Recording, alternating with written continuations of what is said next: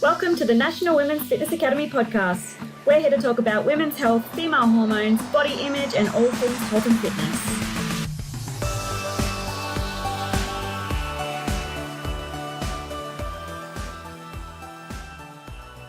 Hello girls, and welcome back to another episode of the Women's Fitness Academy's podcast. I'm your host, Siggy, one of the WFA's educators and a women's body image and fitness coach. Today, I'm joined by the lovely Sequoia, who is the co-owner of a women's gym in New South Wales called the PT Centre.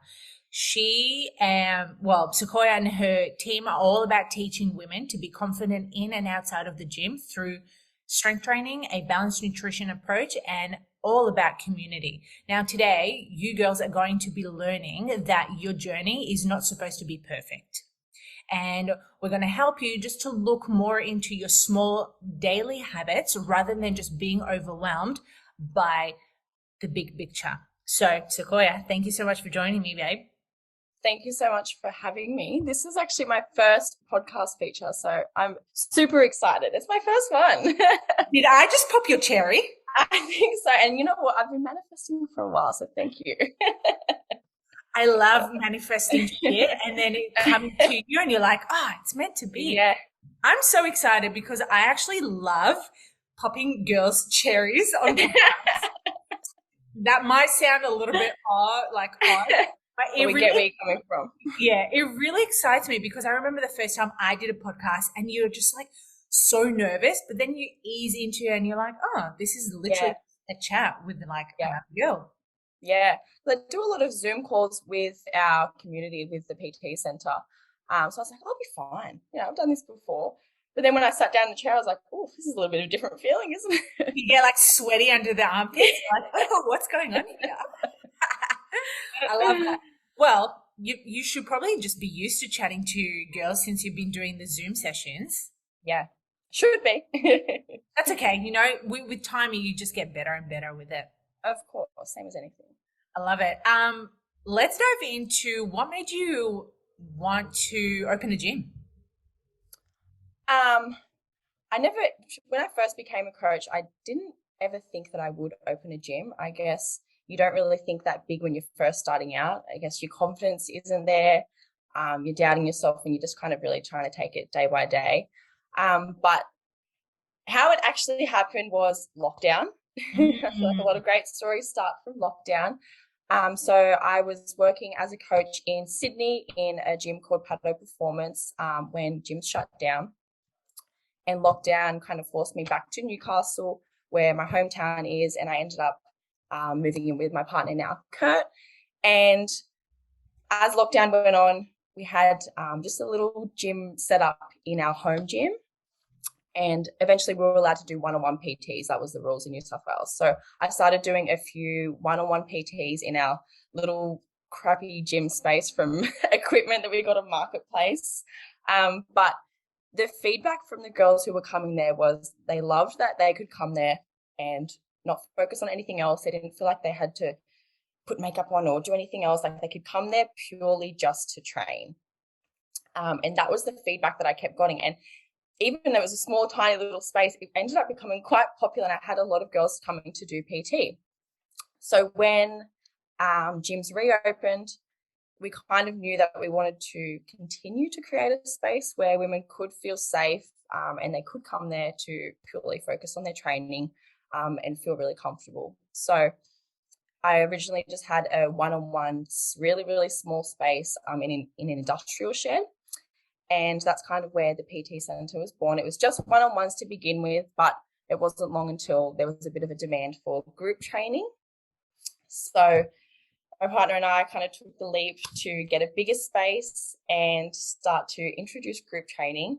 And we had no idea what we were doing or what we were getting ourselves into. There's so much that comes into running a business full stop, but let alone creating a whole gym.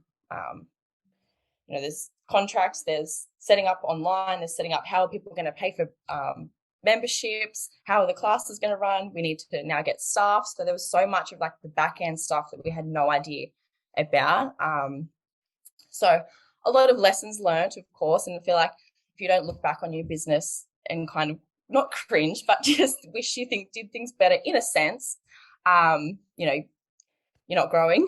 But from there, we had our group classes started to introduce. We're still running PTs, but it wasn't long until the community started to grow, and we're still getting that same kind of feedback that, you know, women felt safe, they felt comfortable, and, you know, the community that we have now just keeps on growing and growing. And our message has always been the same, to try and change the way that women kind of perceive health and fitness.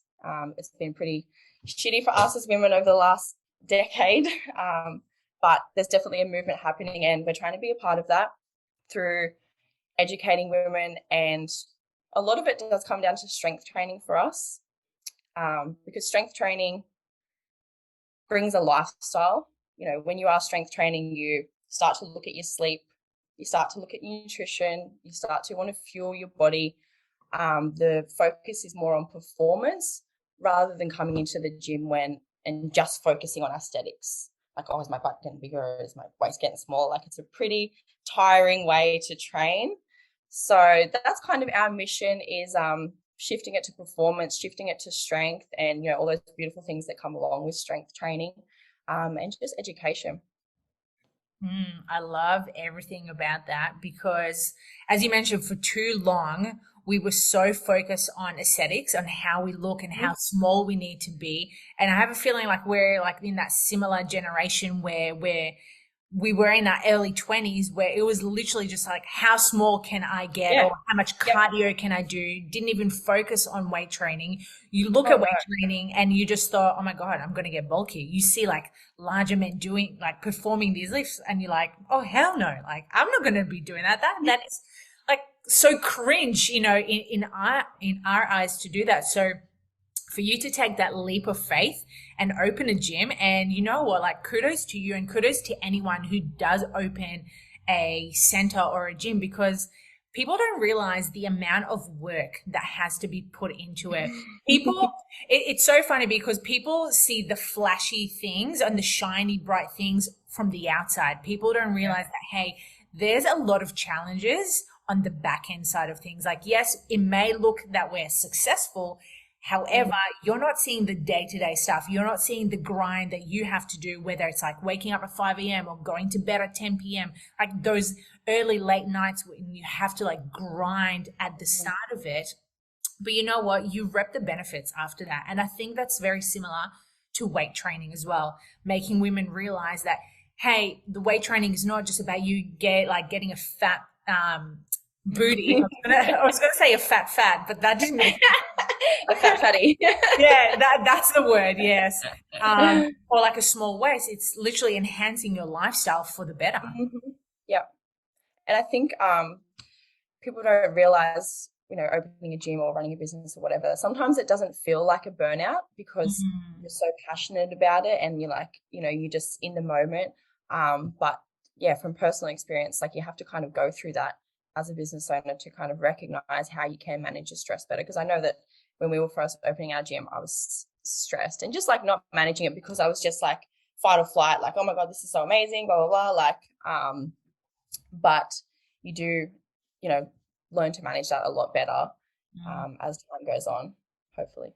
I think I'm getting Yeah. How did you go with managing your stress when you first opened the gym? Because speaking of burnout, I'm sure you had experienced some incidents where you're like, wow, like, was this the right decision for me?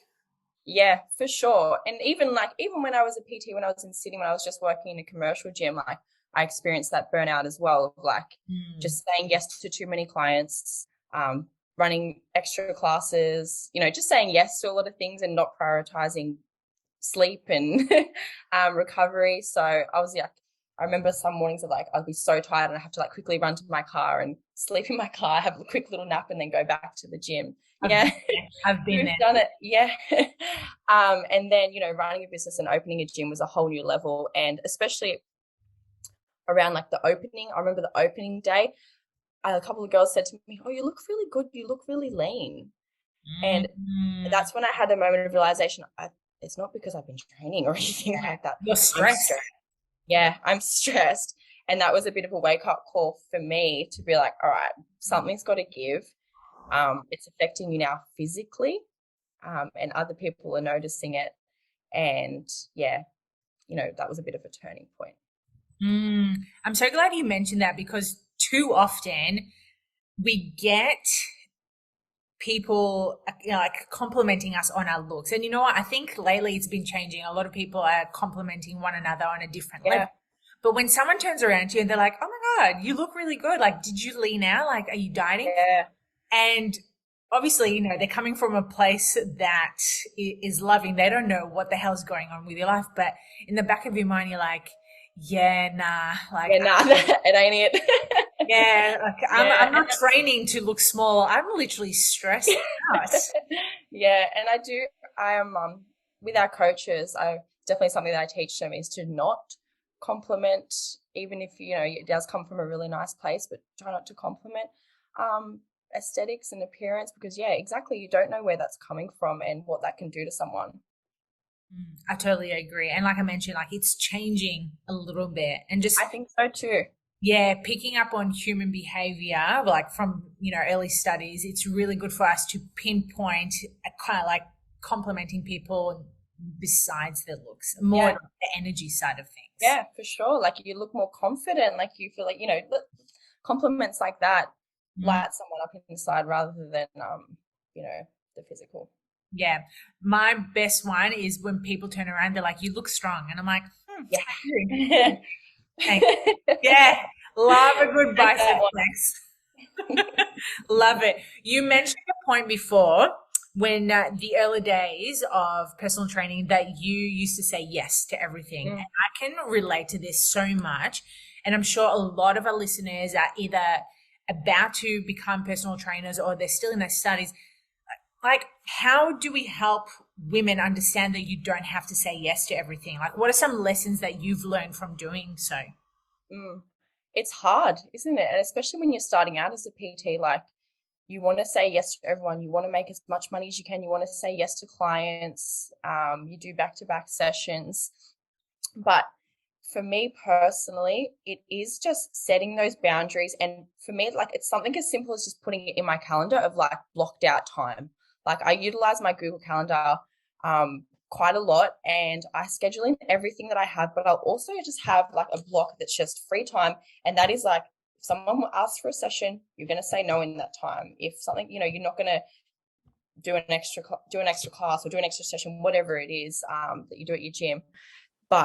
And being hard on yourself of like, that's my time for me. It's not for clients. And also, I think it's easy, like when you're on your phone, you still end up working.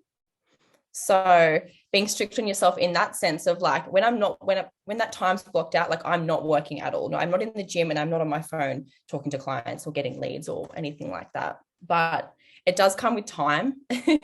I still like sometimes let myself slip, and then I'm, you notice it. You feel more stressed, and you look at your week and you're going, what have I done? Oh, I haven't blocked out time. I haven't allowed time for self-care. And just booking in little things like your massages or some time with friends is super, super important. You know what? It's the human experience. There's going to be times where you will fall back into your older habits because you're so used to doing it. It's your subconscious mind repeating patterns from like early years of you continuously trying to please other people. Oh, yeah. And it's so good that you brought that up, because too often I've mentored a lot of like new PTs, and they come to me and they're like, oh, so like what hours should I be doing? And I'm like, the hours that you can see yourself doing consistently. Because I remember when I first started, there was this whole saga that you have to work from 5 a.m. and then you finish at 9 p.m. every night. Not the full day, but every time. Split shifts every day. Yeah, like split shifts. And I remember, I think the first year I was so burnt out, man. So burnt out. Yeah. Yeah. And you're not present with your clients. You're not giving them 100%. And you forget things. Like I've double booked before. I had 2 people rock up at the same time. I'm like, oh my God, how have I done this? Like, because your brain's not there. And it's not fair on your clients. You want to be able to give 100%. You want to be present. Yes, I totally agree that. You know what? like points to avoid double booking is maybe not burning yourself out or not saying yes to everyone. Yeah, yeah, for Yeah, but sure. it's an interesting one because again, like everyone has a different perception of how many hours you should do and what hours you should work, Mm, and then people jump on of comparing themselves to other personal trainers. I don't know if you've done that in the past, but I remember mm, when I used to work at Good Life, I would see personal trainers, rocking up there earlier than me around, I think yeah. it was like 5 a.m. and they wouldn't finish their set of back-to-back clients till about midday. Yeah. Yeah. And you feel guilty. I remember going home a little bit early and you kind of feel guilty. You're leaving the gym like, like, which is Yeah, crazy. it is. It is. And it's interesting because they were just like, yeah, I'm just gonna like book everyone in a row, finish, and then have the rest of the day for myself. Which in a way, if that works for you, like kudos to Yeah. you. But working 7 hours straight, no breaks, talking to every person on a really in-depth level takes a lot of energy. Yeah. And that's what, like, you're giving energy and it's a new energy to every person. Like, every person requires a different level of energy. And it's like doing that back to back, it's tiring. Yeah, it so is. It so is. So, yeah, point making, make your own hours before you start burning yourself out because otherwise you're Yeah. going to hate your job. Yeah. And decide, like, if you don't want to work Friday afternoons, Friday, if our Friday afternoons are for you, don't book clients in on a Friday afternoon. Like, Mm. people will people will find time to book in with you. I used to be scared, like, oh, maybe this is the only time that they can do. They'll find the space. You open up your bookings and they'll find the space if they want to train with you. Yeah, 100%. It's so, so Yeah. true. Again, I think it comes down to like that guilt, us wanting to like please everyone and fit everyone in. And then in the back of your mind, you're like, oh, I need to earn the money and do this and do that. It's just like, yeah, the Yeah. money's going to come in either way. Yeah. And for how long can you go on like that? Yeah, exactly, exactly. Speaking of gyms, we already know that you have one, but before we started Yeah. recording, you announced that you are planning on opening your second one, which is so Yes. exciting. Yeah. So our current location, we're close to capacity with our members. So we've been open for just over a year, or close to 18 months now. And we kind of put the feelers out there, like, what location would you like to see the next PT center, and the Maitland area. If your listeners are familiar with that area, it's close to Newcastle, close to Hunter Valley. Kind of had some requests for there. And again, just take the leap. We've taken the leap. We've secured another location. So I was saying to you before off air that with the first location, because it was our first time doing group training or opening a large gym like that, there was no expectations. It was just very, oh, yep, now we're doing group training. Who wants to come? Where now I definitely feel a little bit more pressure and I don't know how to say it, but yeah, I guess just a little bit more pressure. But we've definitely got better systems in place from when we started. So I'm confident in that sense, but it's a whole new journey and opening at a really great time, right before summer, when most gyms are a little bit busier than usual. So yeah, exciting times. I love that. It's so exciting to hear this when businesses are doing so well and you having the opportunity to open another one. What are some things that you're looking at your business in whole where you're going to do a little bit different compared to the first time you opened the PT center? I would more say it's nothing different with our community and that kind of thing, but more so with our systems on the back end, just making sure that your your memberships are set up correctly. All when people sign up, it's just probably boring stuff to people, but when people sign up, they get a welcome email that leads into the Facebook group that leads into this, and just all those kind of systems flowing on the back end without me having to do anything in a sense, because prior on the first gym, it was definitely all over the shop, if I'm really honest.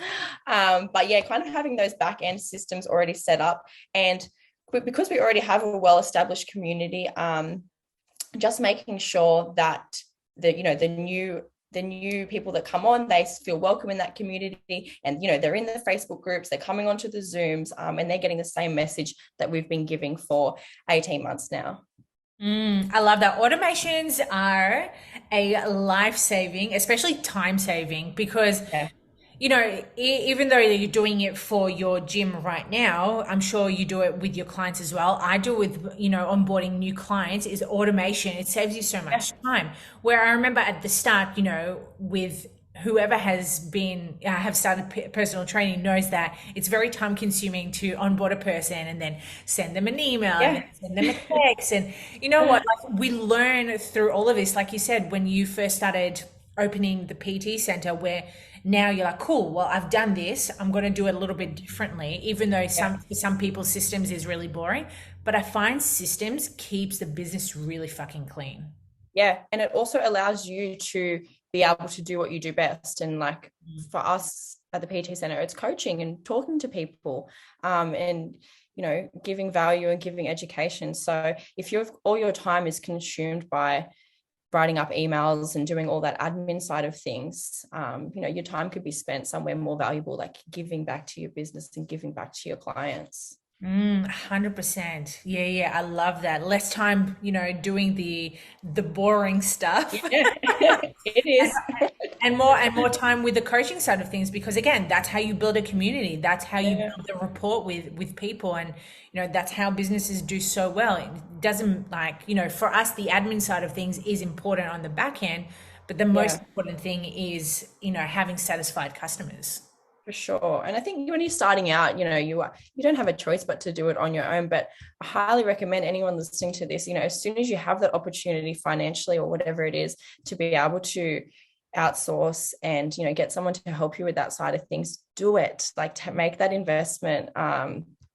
So you do have more time to, what we were just talking about, give back to your clients, and, you can spend that time, doing Zooms with your community, creating content or whatever that is.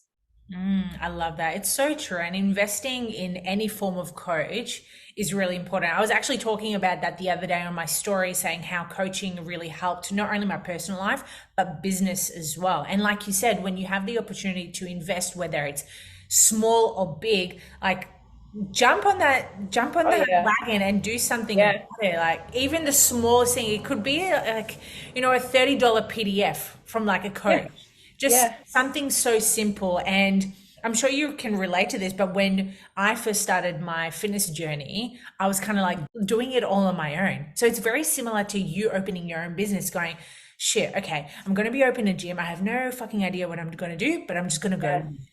For And sure. and that's how we winged weight training when we first started. Like, yeah. But then, like, we also invested in coaches, in PTs and things like that, and that, brought us the education that we have now, for sure. Yeah. So let's talk about investing in coaches, because I think this is a really important topic. Yeah. When was that time where you were in your journey where you're like, all right, I need a coach, like I need Yeah. help? Yeah. It was when I was PTing in Sydney, just at a commercial gym, and I started to get into strength training myself. And I remember one day I was like, I'm going to get a strength coach. I didn't even know anything about a strength coach or anything like that. So I literally Googled best strength coach in Sydney, and Australian strength coach popped up. So I emailed Base Gym. I'm like, can I book in a session?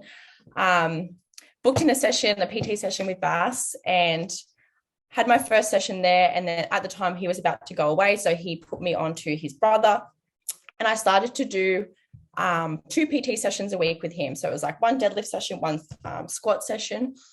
And the value in that and how much I got out of his mentoring, I don't know if I'd be able to, be the coach that I am today without that. Like, not only did he help me with PT side of things, but also just that mentoring, like business side of things. And it actually ended up opening up an opportunity. So the commercial gym that I was at, I was a little bit unhappy. I was like in that burnout stage, like the clients, I just didn't feel aligned. And I was training, doing my PT sessions at Paddle Performance, and Cam, my coach, said, well, why don't you bring your clients here and start training here? And I was like, what? Would that really happen? And that's kind of how I got my job in Sydney, where I absolutely loved working at Paddle Performance. So, perhaps if I hadn't invested in Cam as a PT, that space that wouldn't have opened up for me. And at the time, I was also competing. So I had an online coach, Hattie Boydell, which I'm sure everyone knows Hattie. And same thing, like, priceless, the amount of value that I got from that, and just soaking it all in. And, then you learn so much about yourself, but also, their coaching methods, and, you get to see what works well, or perhaps what you would do differently. But yeah, making those investments on coaches that you align with and that have the same values as you is extremely, extremely valuable.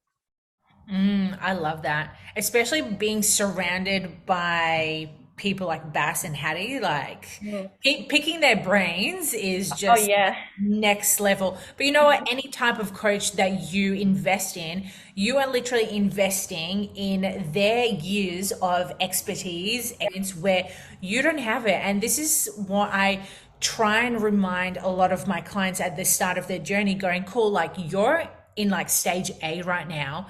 I'm in stage, let's say, M, Yeah. right? Yeah. So for you to get to M, it's going to take you a while, but you can get there. And the beauty about investing in coaches, you get there so much quicker than Yeah. Oh, trying to it's do it so on, much quicker. yeah, Yeah, for sure. instead of trying to do it on your own. And it really baffles me when a lot of people are like, oh no, like I'm not ready yet. I'm Mm. just going to do my own thing. But then they waste so many years, and Yep. then eventually they come back, they're like, oh, you were right. And you just sit back, you're like, yeah. Yeah. And I think what you invest in is like what you're kind of telling the universe that you want, and where you want to spend your time, and where um where you're spending your energy. Like if you're investing into a coach, like you're telling the universe, this is where I want to be, this is what I want to learn. And putting those manifestations out there. Yeah, baby, manifestation, everything. But you know what? We also need to advise our listeners that manifesting stuff doesn't just mean you sitting on your ass going, I want $1 million. Like Oh no way. you need to work for it. Oh yeah. Oh And yeah. and that's something that a lot of people don't understand. And then that's why they diss the whole like spiritual Yeah. stuff. Yeah, it's woo woo, it's crazy, it doesn't make any sense. But yeah, exactly what you said. It's not just sitting there and wishing and hoping, it's doing the work. Yes. And, yeah, and investing in coaches is definitely doing the work.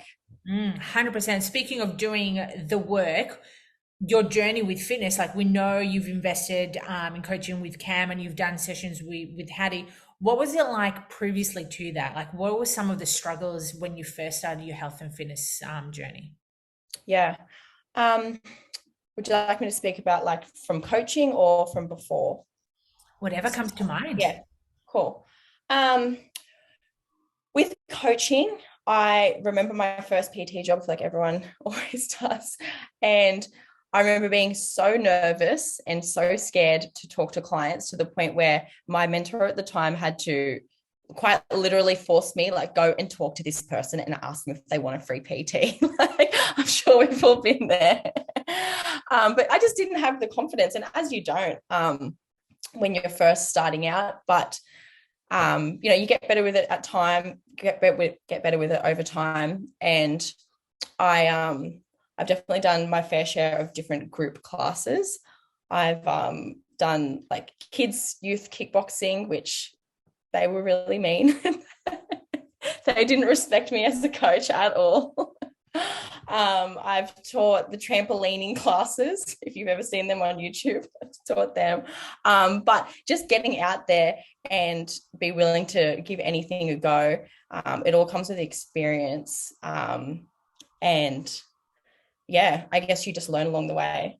It's so true. And I'm so glad you brought the fact that you actually had to be pushed to Yeah. talk to someone to get a free PT, because I remember when I was probably like at the early stages of running my own business, because when I first started coaching, I was working for a private studio. So they did mainly of like the sales, the admin. I was Yes. only in charge of the coaching and, making my clients Yeah. happy.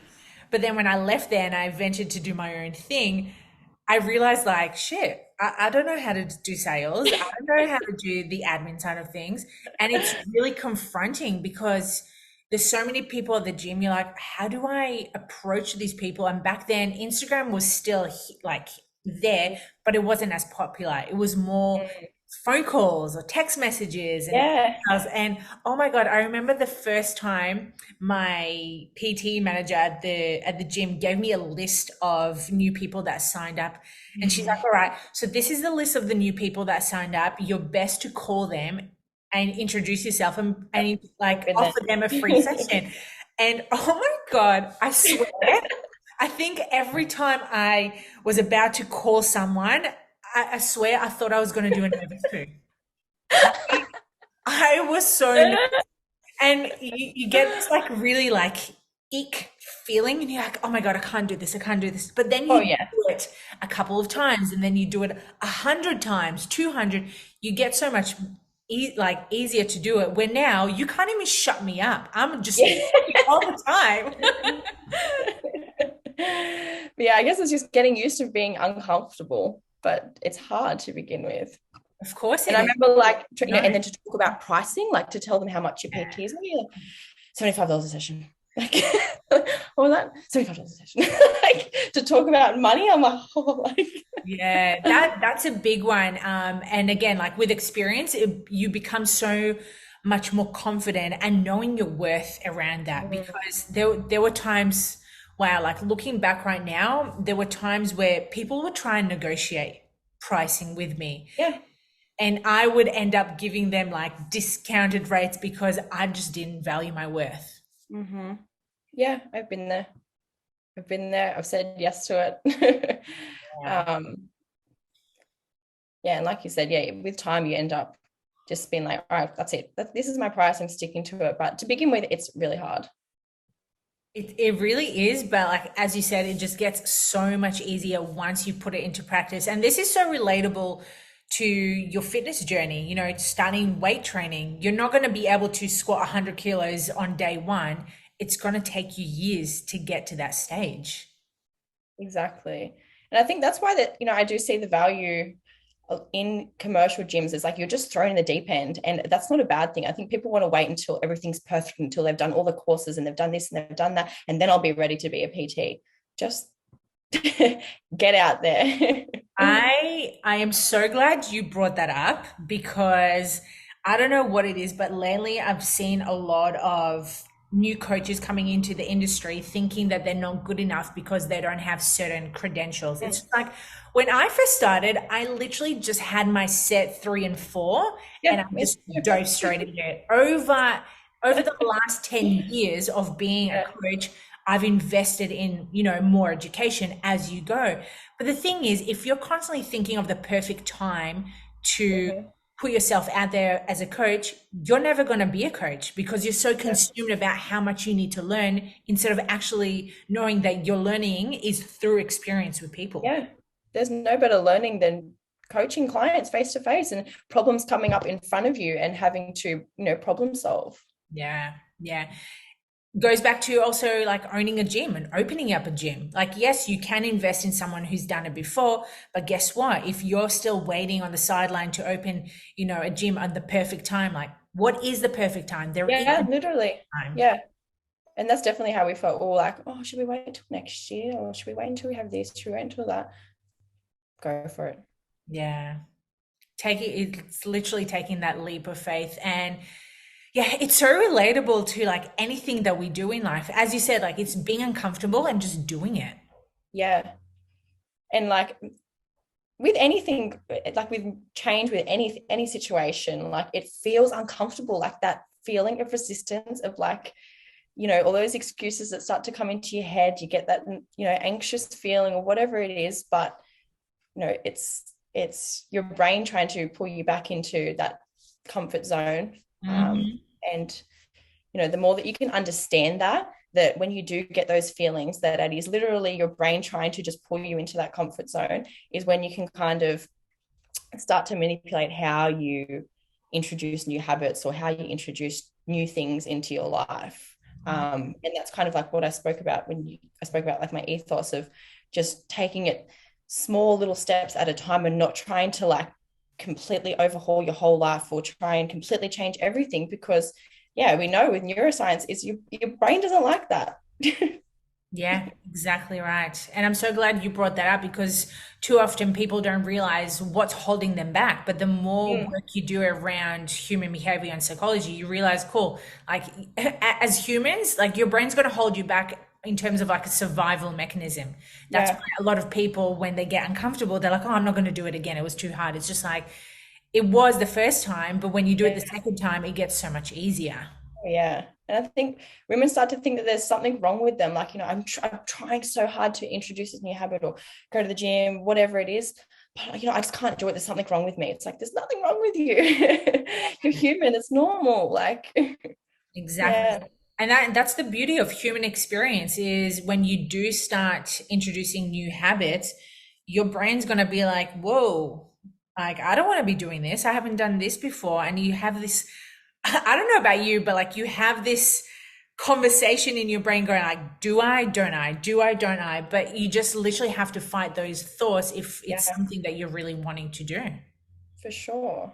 For sure. And I think like taking it by those small steps and just breaking it down into those easy achievable habits, like if you're wanting to go to, I always use this example, but if you're wanting to go to the gym 5 days a week, but you know in your head that that's probably not going to happen. You've tried it before, whatever it is, but try once. I'm going to go to the gym once next week, and then you achieve that, you feel good, you prove to yourself that you did what you said, what you wanted to, and then you can build on from that. And or if going to the gym is too difficult for you at your point of your journey, I'm going to go for a walk 20 minutes. I'm going to go for a 20-minute walk once a week.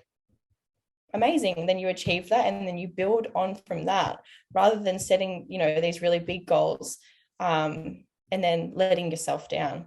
Yeah, it's having more And then you go, no, too hard. Yeah, it's having more sustainable strategies around you making changes because like you said, too often we're all dreaming big and dreaming big is not a bad thing. But if you're dreaming No, too big and it's overwhelming you, guess what? You're never going to take an action step to move forward in the right direction. yeah, for sure. And yeah, there's that balance of, yeah, you want to dream big, you want to achieve big things, but be realistic with yourself and be kind to yourself. So, so important. Aside from you stepping into, the uncomfortable and doing the hard things, what else has helped you to get to this place of confidence?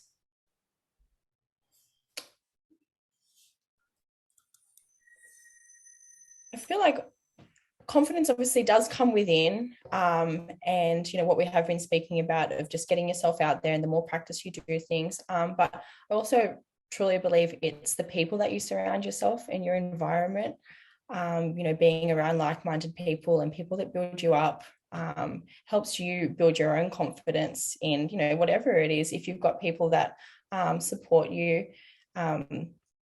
Yeah. I think supportive networks is really important, especially as coaches. I don't know about yourself, but I remember when I first started coaching, I thought I was like a competition against everyone. Yeah. Yeah. Where now I'm utilizing my time so efficiently that I'm actually making better friends and even closer friendships with other coaches and making myself realize, cool, like we're all here working on the same thing, but it Mhm. doesn't necessarily mean we have to work against each other. Like, why not support one another? Exactly. And to be honest, a huge thing for me also has been um, journaling, and addressing the mindset side of things as well. Journaling for me, it's like a time to self-reflect, time to let out your emotions, and also recognizing patterns uh, Mm. in your own behavior. You can look back. I love looking back through my journal and being like, what was I doing differently in this point in my life, um, and just looking back and being able to recognize those patterns in your own behavior, and just being really self-aware. It's so, yeah, journaling has been really helpful. And I'm pretty sure I brought this up with someone else. I can't remember.